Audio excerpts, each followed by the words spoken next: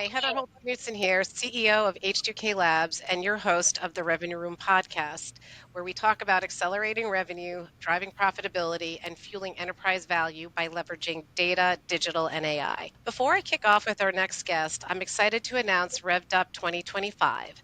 Revved Up 2025 takes place February 25th through the 27th in my beautiful hometown of Sarasota, Florida.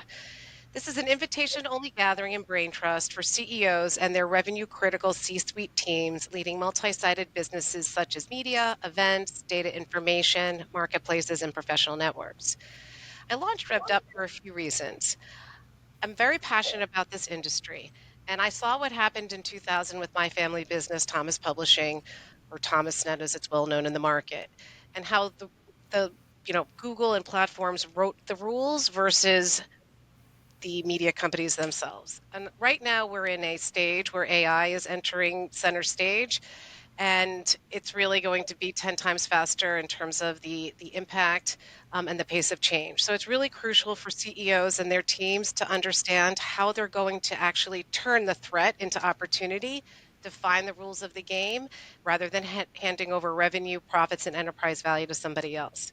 The second reason is that there's clearly a gap in the market when it comes to events and executive education for us as an industry. And we want to fill that gap. We need new faces in the room. We need future forward and serious discussions taking place. And we need cross-industry, cross-functional convergence. We need to get outside not only of the four walls of our buildings, but also the four walls of our industry. And we need to take this discussion from 50,000 feet down to 10 and 5,000 feet. So if you're a CEO with an awesome revenue critical team trying to fuel enterprise value using data, digital, and AI, attend Revved Up. Go to h2klabs.com/Revved Up with 2 V's. So now let me introduce our awesome guest, Doug Llewellyn.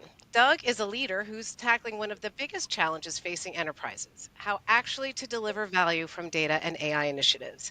Doug is the CEO of Data Society Group, a fascinating company that's transforming how organizations approach data and AI adoption. Think about this. While everyone's rushing to implement AI, only 11% of employees feel confident working with data. That is extraordinary. When we need to democratize data throughout the organization, and MIT is saying that data science has to become part of every function, we have a long way to go. And that's where Data Society Group comes in. They're the partner that Fortune 1000 companies and government agencies turn to when they need to crack the cultural challenges of data transformation and build truly data confident workforces. What makes Doug's perspective particularly valuable is his unique combination of experiences. He spent over 25 years driving digital transformation in media companies like CNET, Perch, and Business.com. Now he's leading one of the fastest growing data transformation companies in America. Data Society Group was named to the Inc. 5,000 fastest growing companies 3 years running. They're doing groundbreaking work, like recently helping a 100-year-old publisher train 7,000 non-technical employees on Gen AI. And I have to tell you, Thomas was 125 years when we sold, so I know how that could be. Data Society Group itself is an innovative model bringing together 3 powerful brands: the Data Lodge for change management and data literacy programs, CDO Magazine for executive community and insights, and Data Society for workforce development. Together, they're helping organizations harness their 2 most valuable assets, their people and their data. Doug is also speaking at the upcoming Revved Up CEO Summit about building high-performance organizations for the AI era. Doug, welcome to the Revenue Room. Thanks so much, Heather. It's great to be here. I really look forward to discussing all that's on the horizon with you. No, terrific. Did I miss anything in your background? No, it was great. I need to look at this recording every time I'm on a partnership call. Terrific. Well, this will be up on our website in perpetuity. Yeah. So I'm really fascinated with your background. It's been a really impressive journey through digital media. I mean, you were an early CNET executive. Yeah, the red ball. And so you were in the 1.0 days, and now you're at a business, and a portfolio of tremendous assets it's actually helping catalyze this next era. I don't know if it's a 4.0 or 5.0, but you know what I mean. So what drew you to take on this new challenge? That's a great question, and I think it's a new challenge for me a little bit in terms of industry, but it's not a new challenge in terms of what companies are dealing with, what governments are dealing with, and what society's dealing with, if you will. And so if you think about my background at CNET and some of the companies I worked at after CNET, like business.com, we were all about that intersection of buyers and sellers, right? And I had a lot of different roles there, helping optimize and maximize that intersection and that connection. When you think about what Data Society Group does, we are at the intersection of people and data. And that intersection is even more important now when you throw in what I don't even think is a buzzword anymore of AI, right? The people's hair is on fire when thinking about AI, and there is no AI without data. So we're in an incredibly important point in this ecosystem development that can really help make or break organizations that we engage with. Uh, Two things. One, for me, I always say your most important asset is data, but immediately when I heard you say people and data, I'm like, oh boy, I got to start adding the people in because that's totally Yeah. true. And big miss on my part. But the second one, I always also say this, there's no AI without data. Like this Yeah. data part is part of that journey. And I think the other part is that AI's actually been around for a while. And it's just, it's Oh, for a long taking, time. yeah, it's Yeah. taking center And I think stage. right now the reason why it's such a buzzword is the Gen AI, because it's so accessible to anybody, right? Right. ChatGPT, Bard, now Gemini, any of that, these agents, if you will, these chatbots are accessible to anybody. And it's also that from an investment perspective, people are using AI as a buzzword. Nobody's starting a company right now that doesn't have AI in their name or their tagline or at the end of their URL.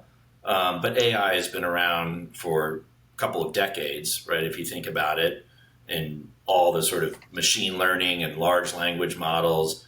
But right now, given the pace of change, and you mentioned that in your intro, that is so fast, we have to be really careful with the data, right? So it's gone really open for a long time and it is going to get closed, right? If you think about healthcare organizations, they're not going to put a lot of their data out there for anybody to model on it, right? And so the data conversation from a strategy perspective is really important, and from a people perspective is really important when thinking about that data and AI sort of convergent circles, if you will. I couldn't agree with you more, and I truly believe that for the information economy, right? I don't know if you call it Yeah, media, you're going to call it, research or all of this is data, right? It's information. It helps people yeah, make decisions better. It helps them purchase things faster, more efficiently. It helps them make them smarter. So it's tons of data that's being created, content, and then there's the behavioral aspects to it. The and there are people creating it, right? yeah, So you have in the information economy environment, you actually have to protect not just the data, the content, or whatever that's sitting outside on a URL. You have to protect the data, how that data is being created by your content creators, because yeah, people don't realize, maybe they do realize it, but if I'm an editor and I decide to put my blog up in a chat GPT and say, hey, make this better, give me a meta title, meta tag, you've just given your content over yeah. to It's there, chat right? GPT. There's no IP protection anymore in that. And you Yeah. might be okay with it, right? So it's not always necessarily a bad thing, Yeah. but you have to go into it eyes wide open. Right. Right. So your PE partner is Growth Catalyst Partners, That's right. and they Yeah. clearly had a thesis around the intersection of data and people.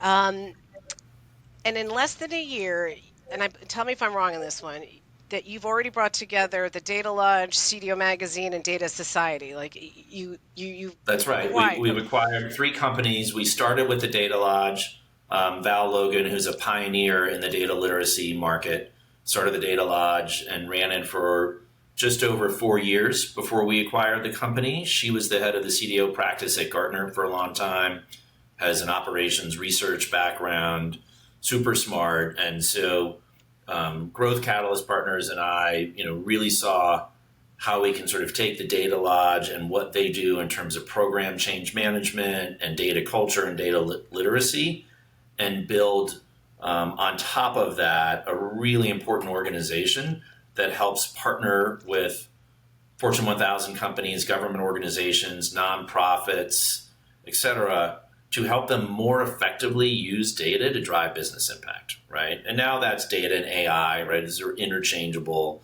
But at the foundation and at its core, it's still data because, as we talked about a few minutes ago, there is no AI without data. Right. And, when you think about the word data science, it's a little bit cold, it's a little bit technical. When we talk about using data, everybody uses it. And Val has this great comeback when people say to her, well, I'm not a data person. And she says, well, you drive a car, don't you? And they're like, what? Like, well, you've got a fuel gauge, right, that tells you whether or not you're going to run out of gas and need to go to the gas station. That's a piece of data that's critically important to you being able to drive that car, right? And then Mm-hmm. people are like, oh, I get it. So it isn't necessarily some massive spreadsheet or R or Python. Data's everywhere, right? And we have to be able to understand the common language around data so that we can more effectively use data to drive business impact. So that gas example is really interesting because I agree. Like when I took that MIT course and the word data science, that science word was Mm-hmm. like, ooh, like I don't have a data science background. Um, so I think the science word kind of scares people off. But at the end of the day, what the gas example is, I not only have the data in front of me, I have a dashboard about my gas. I know how to evaluate this dashboard for gas because if it's half full or what, it's and then I know what action to take when Yeah, I need to fill my car up because of what the data is telling me. And then all of that's gone back into the workflow. I have a full tank. My dashboard is telling me it's full. It's the same thing with functional understand, like the functional roles and how they know how to view data, understand data, action data, and then measure if the actions they took have impact.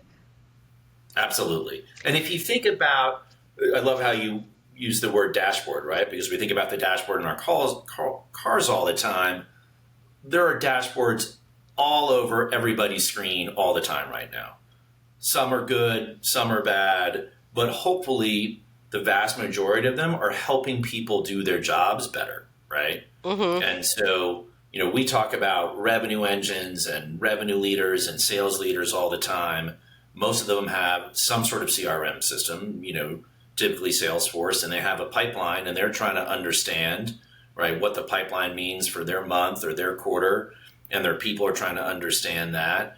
And then you have a whole nother layer of the CFO and his or her team trying to actually put a layer of data analysis on what the salesperson is telling them. Are they typically way too bullish? Are they typically sandbagging? And so data comes through everything, and it's not just the data itself, it's the interpretation of the data, right? And that's where the upskilling and reskilling of people is really important in this world and where we come in. So if you think about sort of the a graph of value, right? So if you take the x-axis and it's all about, data lakes and data ingestion and data security and all the technology around data and the databases, and then you think about the y-axis is analytics, right? Basic analytics, advanced analytics, all the way up to, data scientists. If you draw a 45-degree line, from the intersection of the x and y axis, we call it the V, which is value, right? And you need to have the right balance of the x-axis and the y-axis to create value in your organization. You can have the best, cleanest, most accessible data in the world, and if you have no one who can actually do anything with it, it doesn't matter. And you can have the best data analyst and data scientist on your team, and if they can't access clean data, it doesn't matter, right? So it's a Right. really interesting way to think about a set of assets on your team. It's people and it's technology, and they need to be able to work together.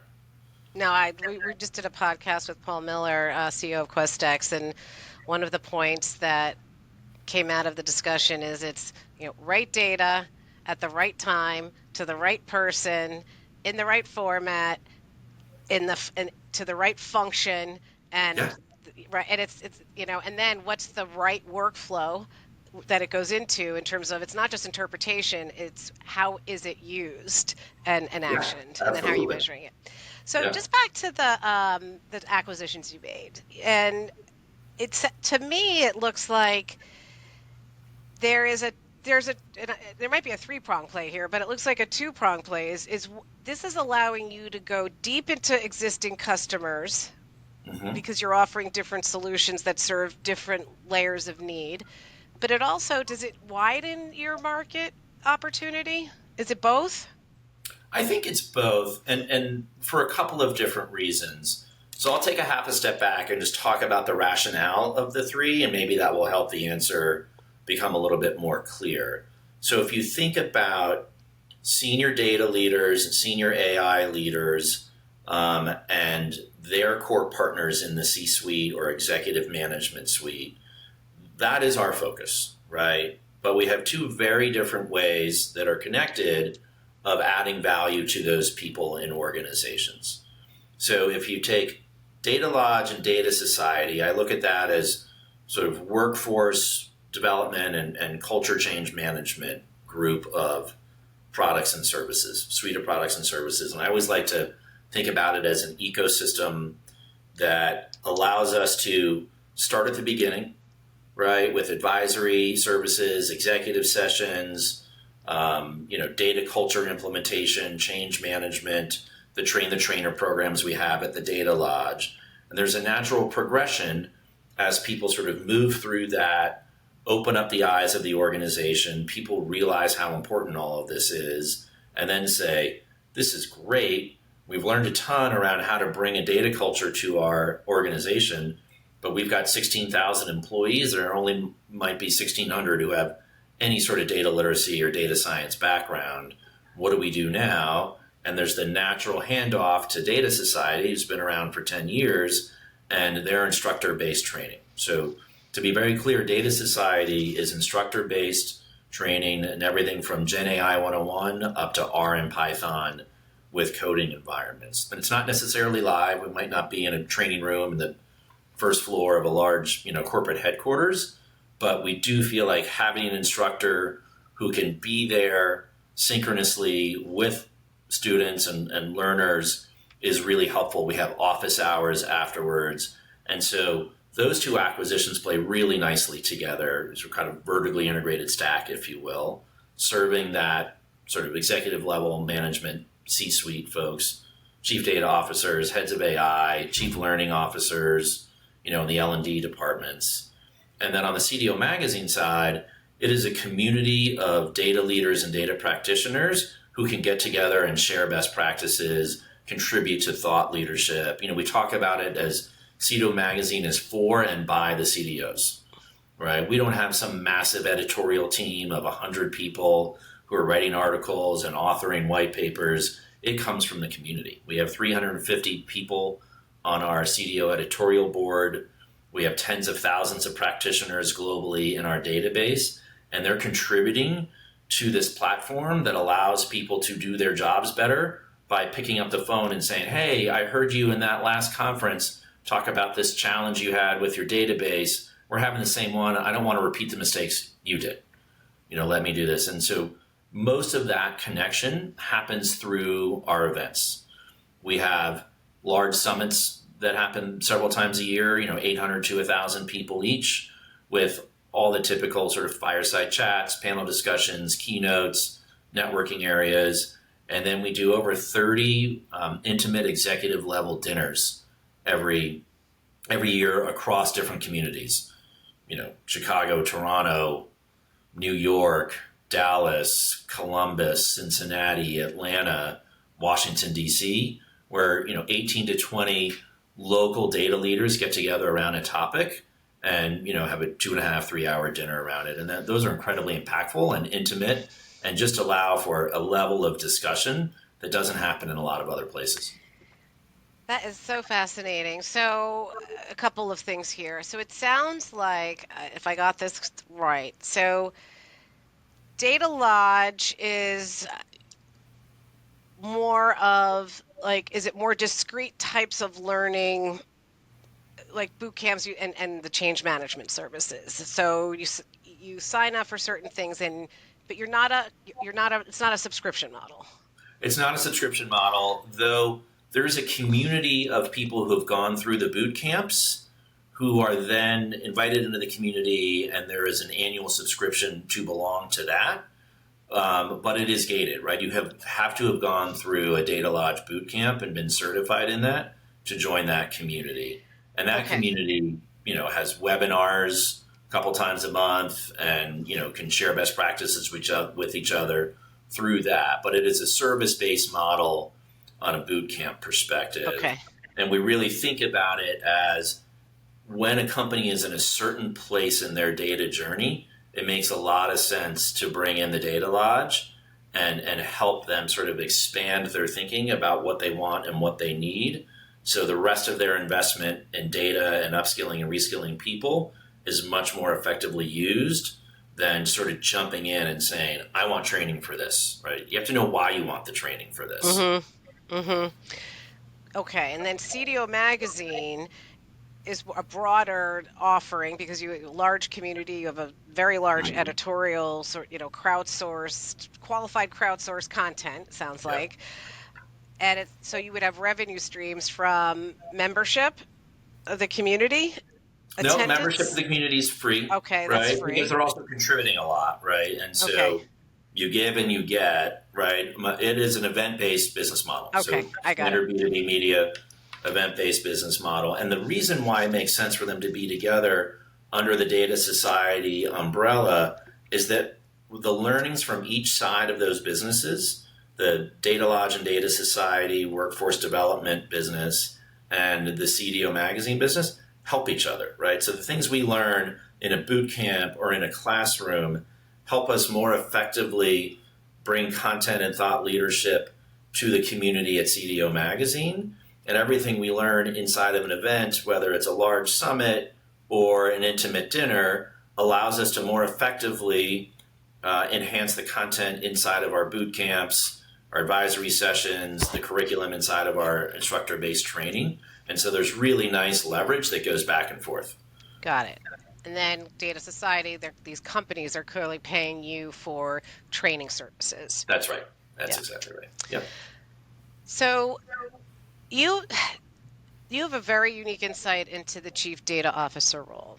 And one of the things I see with the CDO role, and I actually see it now happening with the chief AI role or officer Yeah. role, is that companies sometimes hire these CDOs thinking they're going to solve all the data problems, come Right. up with the strategy, et cetera. And these CDOs may be like totally amazing when it comes to the data architecture and science and all the data skills, Yeah. right?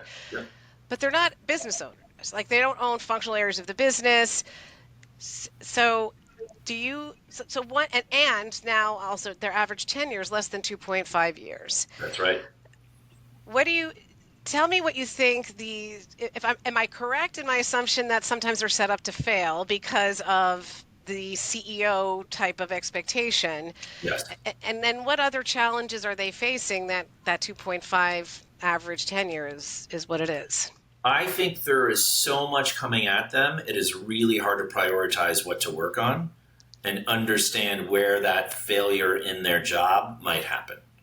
And so obviously, data has come up on the radar over the last, call it 12 to 15 years of the C suite, which is why the CDO job is out there a lot more than it used to be, a couple of days ago or a couple decades ago, not days ago. But as you see, and you nailed it, a lot of these CDOs are just good at the data part, the technical, the x-axis, right?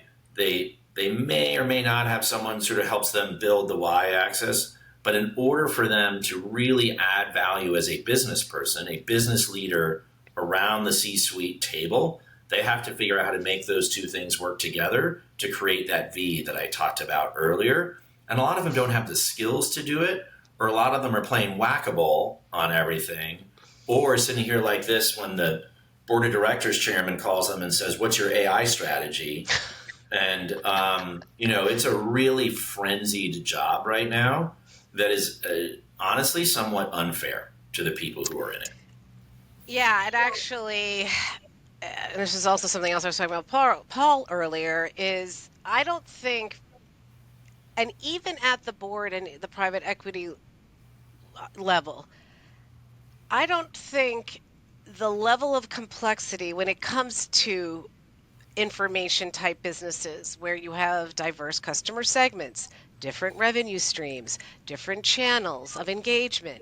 Like you've acquired, it's a highly acquisitive Mm-hmm. industry. Like there, you're using all different tech stacks for this portfolio, that portfolio. Event has its tech stack, media has its tech. It is really enormous, and it's very complex and it takes time. And I think when that's like, what's your AI strategy? Like you've just skipped over like 25 other things Exactly. that need to happen. So I think the being set up to fail or is really huge in this industry. Yeah. And CEOs also and boards need to be educated when they do make the investment in hiring a CDO, or they failed at the first one and they go to the second one, the nature of the beast, and how they themselves can help make that tenure longer. Yeah, that's right. And they've got to be empowered to collaborate across the business, right? So if you think about the CISO, I mean, from a security perspective, data's got to be the most secure thing, right? Especially your first party data or customer data or all of that. So there has to be clear lines of communication across the organization for the CDO to be successful in everything they need to do. So, from a timing standpoint, um, do you where do you see like you just signed this contract with a 100-year-old publisher to train 7,000 non-tech employees on Gen AI? I That's right. mean, I'd love for you to tell me who this 100-year-old publisher is with 7,000 non-tech employees is, but is this a recent um, deal, or has this been ongoing? Because it's just I'm curious where, like, are they on time or are they late or are they. I actually think relative to traditional publishers, they're on time or early. Um, this happened in collaboration with our instructional design team. They came to us and said, we need help figuring this out. So instead of just saying, here's our off the shelf training, we said, well, let's understand really what your needs are. Let's see how much we actually have that can help it. And then let's, build a wrapper around it to really help. And it came around really quickly. But I will say there are not a lot of organizations, forward thinking, newer VC funded organizations who are thinking about it as intelligently as this 100-year-old publisher. And they are embracing the technology and they are understanding that it's not just technology, it's technology and people. Mm-hmm. I was at the CDO IQ event in Boston in July, and there was a woman from MIT there who spoke on two panels. And the whole theme, which I think very much resonated with everybody and certainly with me, was about it's not just the computer, it's not just the AI, it's the people, right? And you have to be able to get that right. And this company knew that we were playing at the intersection of people and data, and it turned out we actually signed it and implemented it and delivered it really quickly. With a lot of high marks. So, we think it's a model for the future. But it's really about the AI and the people or the machine and the people. I think this is so huge and important because it's another one of those huge mistakes I see our industries make is they spend all of this money on building a data lake, doing the first party data or whatever it may be, right? And they're Yep. moving very quickly. Yet they haven't trained any of their team or people on how to actually extract maximum value from that investment. And then the Yeah. board is sitting there scratching their head, like, all right, what's the ROI from all of that? That's point one. But the second point, and the second point to that, I always say you're not going to hire your way to having data science skills. You have to train Right. your people, right? It is simply too expensive and there are not enough of them. Yeah. Um, but the other point is value creation. So this is another change we're seeing, and that is the data skills your business offers as a potential either investment target or acquisition, the quality of your data, uh, um, everything like single source of truth, recency, Hmm. hygiene, and and how it's being used to drive the business is another now big criteria. And you can't get the second thing I said unless you have the first thing. Yeah. So because let's just say the CDO has a magic wand and like gets you that single source of truth, guess what? It has to be maintained and grown and Yeah. activated, and that's the And people in the useful. business. Right. So it is I think it's going to be a more increasingly important factor in how companies are evaluating either companies they want to invest in or companies they want to acquire. Yeah, I think that's right. And I would actually say um, there needs to be a lot more diligence on the people who are using the data. So there's an enormous amount of data processing and analysis and outputs that can happen through Gen AI, right? Much more so than it used to be. And so there's a set of skills to make sure whatever agents and large language models you're building, like that's super important from a data skills perspective. But then the ability to communicate the value from that data, to analyze and communicate it, is even more, right? So if you think about what some of the pioneering entrepreneurs in the world are saying, they're like, we need more kids to go to liberal arts colleges, not MIT, because a lot of the Really? machines are going to do the MIT work, right? The MIT students' work. We want to be able to, critically think about what it's spitting out and then communicating it. It's really interesting to see that.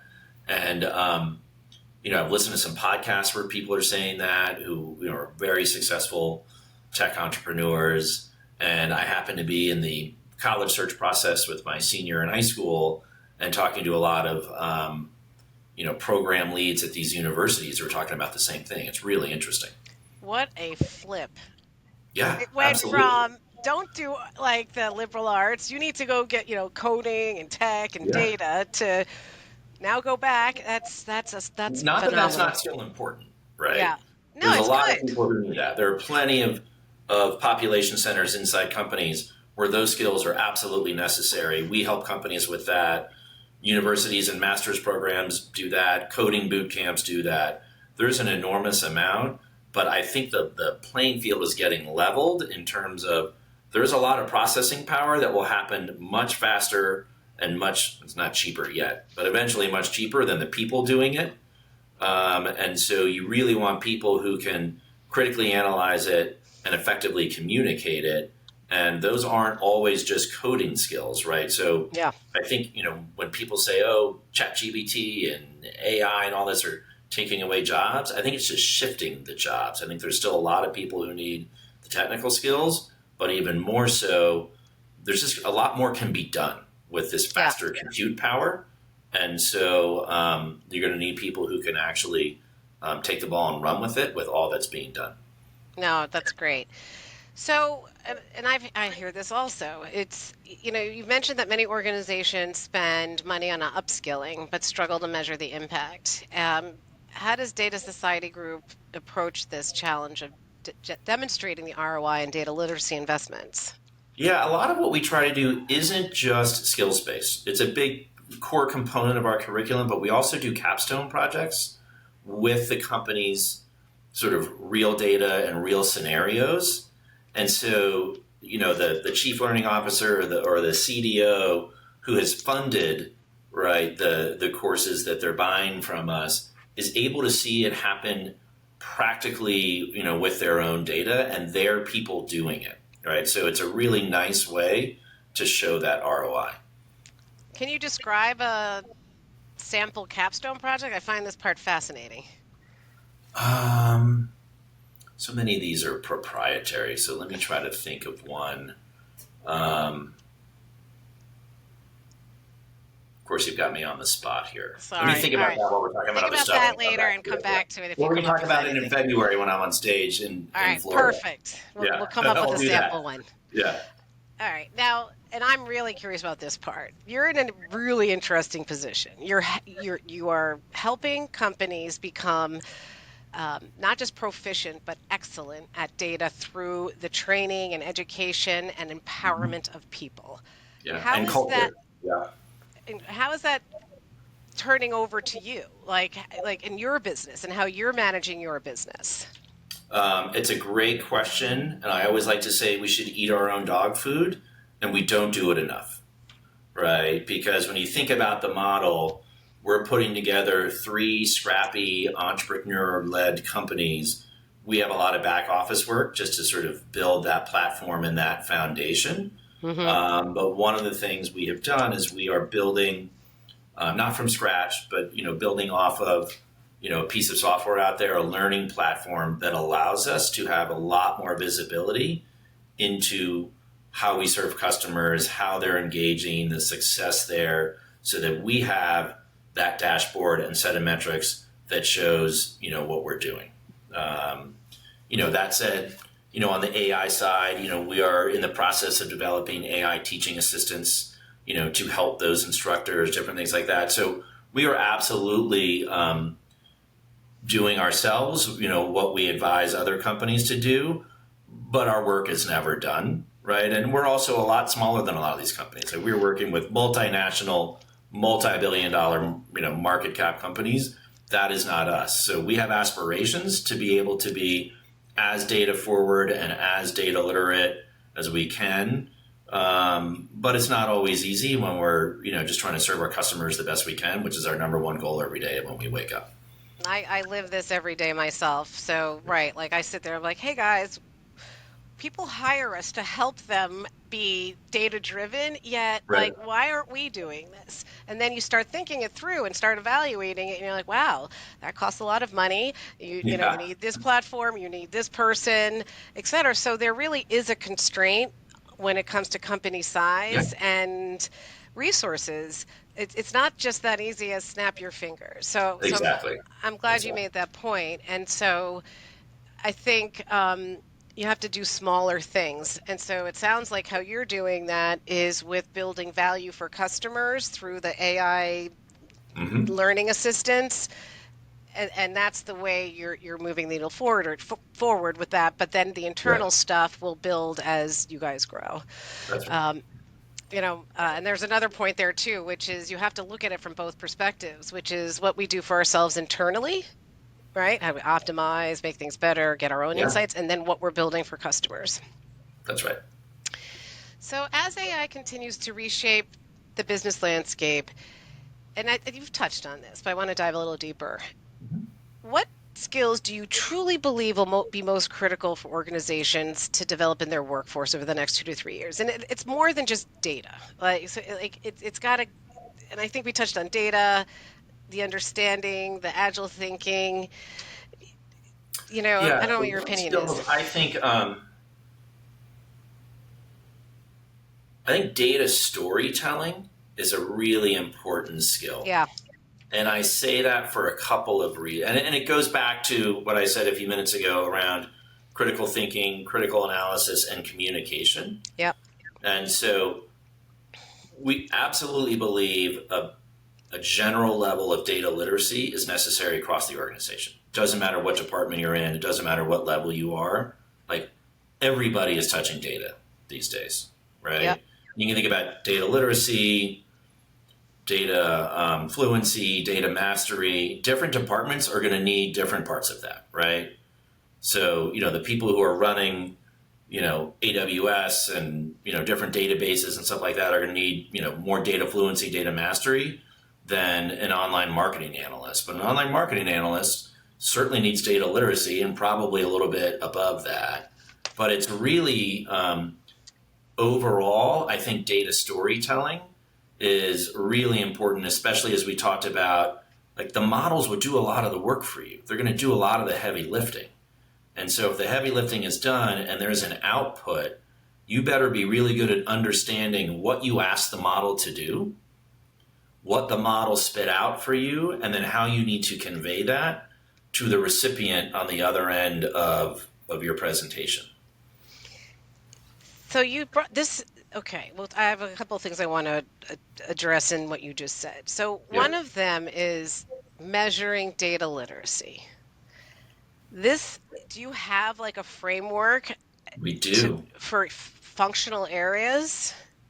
We have a framework, a general framework of 25 data and AI literacy essentials that we work with our customers and clients on in terms of here's where you need to get your organization. Um, so we think everybody in the organization needs to have data literacy and be able to sort of exhibit those 25 essentials. And then depending on what custom learning pathways they may need for their data engineers around R or Python or whatever, that's going to be different, right? There's going to be different skills in there.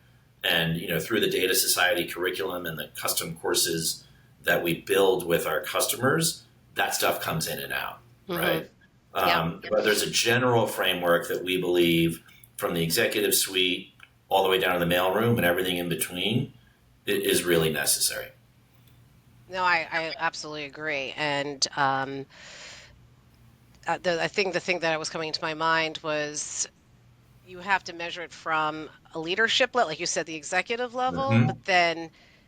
then you've got your data specific roles, and then you have your marketing roles, for example, or sales roles, which, yes, in marketing and sales, there's data going on in rev ops and marketing ops, but it's also a skill of marketing and a skill of Yeah. sales.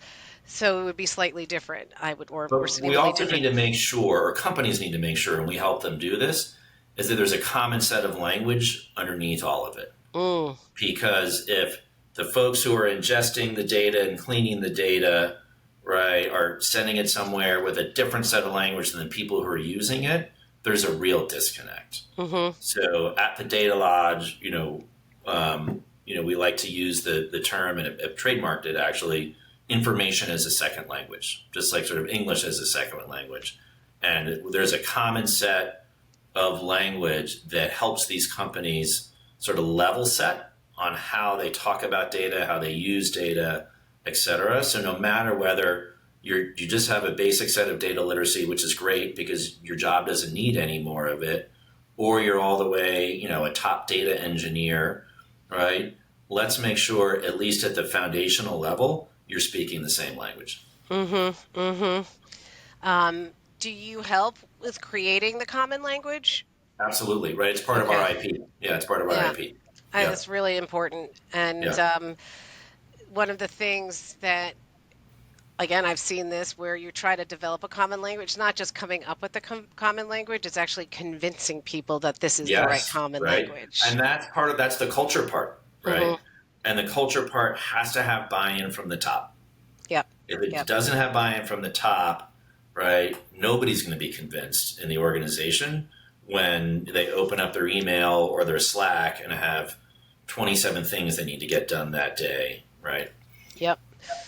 So you'll be speaking in February at Revved Up in Yep. Sarasota about organizational design for the AI race. And now I think we'll add the capstone example in there, which I think Yep. will be super interesting. But without giving too much away, what's the one key insight you hope leaders will take away from your session? And knowing that these are CEOs in the room. I think what I'd love them to take away is the people aspect of it. I think they're all Mm-hmm. smart enough to know the data aspect and the AI aspect of it. I want to make sure they understand um, how people are so important to winning the race for them. I agree 100%. And I mean, I talk about data democratization all the time. Mm-hmm. Some people get it. Some say, well, why would I do that? Like, there's fear there too. So it goes to them not understanding how critically important these skills are for their Yeah, people because yeah so that would be terrific if we were able to accomplish yeah. that goal. And guess we're building our own AI survey agent, so Okay. we could have a question about that if did you get this takeaway. So what you're coming to Revved Up in a unique spot, kind of like what I asked you, where you serve companies and help them with data skills, and Mm-hmm. then you're also building in your own. So you're coming to Revved Up as an expert, someone who's able to provide this guidance, but also you are an information and media community platform. What do Yeah. you hope to get out of Revved Up in attending? Um, at the end of the day, I look at what your organization is doing and Revved Up as an event to bring leaders together, very similar to how we're doing it at CDO Magazine. Hmm. And so I see in these events the enormous value that leaders get by being in a room together, having a forum and an opportunity to share best practices, learn, listen. I can't wait to do that. I'm just as excited to be an attendee at the event as I am to be on stage, in a panel or fireside chat, because there's so much value in being able to take a step back, get out from behind your screen, and to sit there and talk about what's happening in your business, what's happening in your market, and learning. There's going to be an enormous amount of insights I believe I'll take away from the content on stage and the people in the room. I think I will get from the event a lot more than I give to the event. And that's what's exciting to me.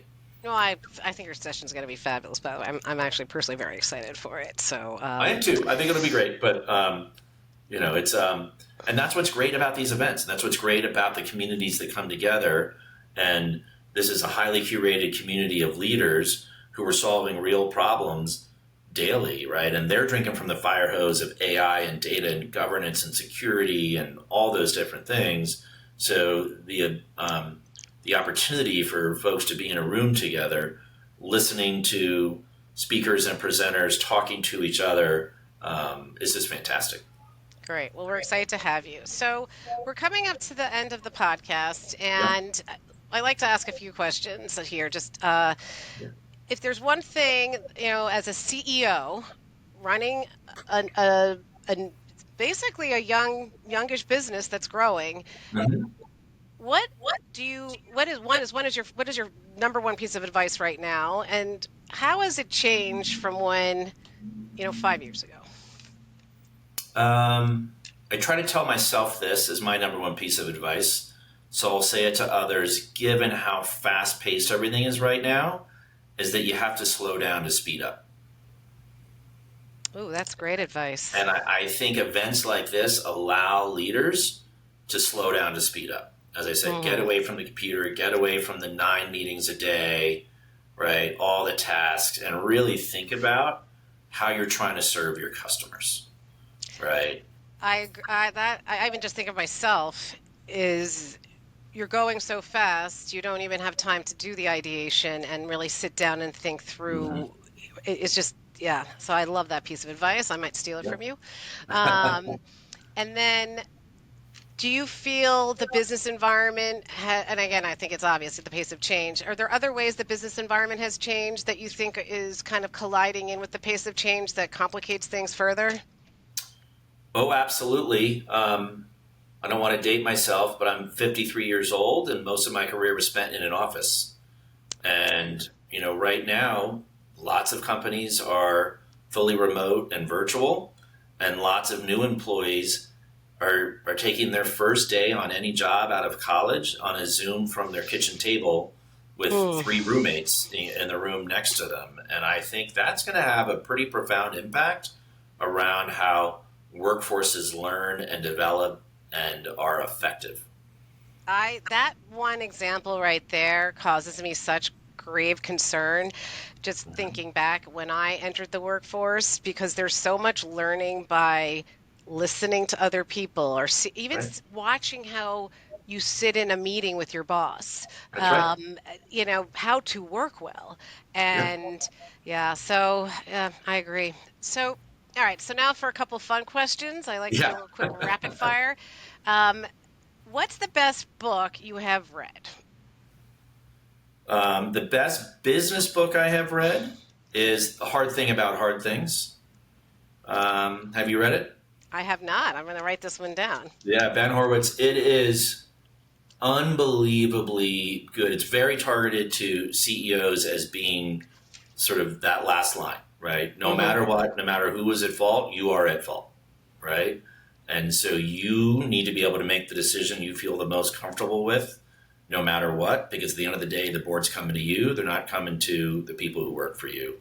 And it's really well done because I don't love business books. I feel like business books are the first chapter and the last chapter and, have 14 examples in between when they need one or two. Mm-hmm. Like every chapter in this book, like I feel like it's the Bible for CEOs. So All right. it's fantastic. So that would be my favorite business book. Okay. That's a great one. Yeah. What's the most unusual place you've ever been to? Most unusual place I've ever been to. I've been to some pretty cool places. I'm gonna say I was hiking in the Swiss Alps once and came upon this little rest hut where there was a natural water fountain that was like a spring that came into some weird wooden hut that hikers would just sort of put their mouth under. I don't know if that's the most unusual No, place, but that's it very was a very cool. cool place, No, I right? think that's a really cool example because Yeah, it's a phenomenon of our beautiful nature, and yeah, that's you don't experience that every day. yeah. All right, my last one is tea or coffee. Oh, coffee. Good. We're pals already. Yeah. So, well, listen, thank you for joining us. This has been a terrific podcast, and you've been a wonderful guest. I think you're going to, one, just this podcast alone is going to give CEOs really a lot to think about. But hopefully, listeners will check out Revved Up, h2klabs.com/Revved Up, two V's. And Doug, thank you. Great. Heather, thank you. It's been a pleasure and look forward to seeing you in February.